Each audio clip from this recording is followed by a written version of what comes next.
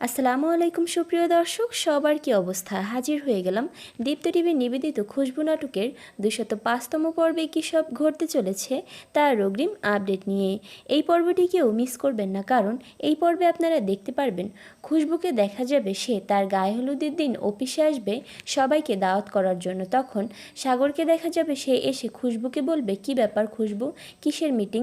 তখন খুশবুর বিয়ের দাওয়াতের কথা শুনে সাগর বলে উঠবে, শুধু কি ওদেরই দাওয়াত করবি, আমাকে দাওয়াত করবি না?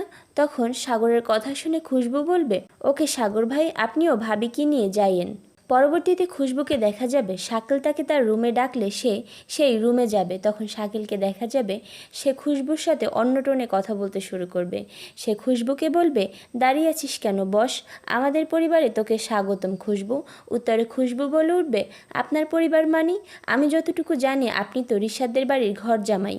ওইদিকে খুশবুর বাবা হামিদ আলীকে দেখা যাবে সে প্রফেসরকে শায়েস্তা করার জন্য তার মনের মধ্যে অন্য প্ল্যান ঘুরতে থাকবে। সে অদ্ভুত ধরনের একটা শরবত বানিয়ে রাজীবকে খাওয়াবে, যেটা খেলে মুখ ভারী হয়ে যায়, জিহ্বা ভারী হয়ে যায়।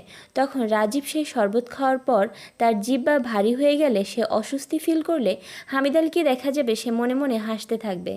আর অন্যদিকে আপনারা দেখতে পারবেন করিম ও সাগরকে দেখা যাবে সে আমজাদকে সেতুর সেই ফার্মের জমির দলিল চুরি করে আনতে বলবে।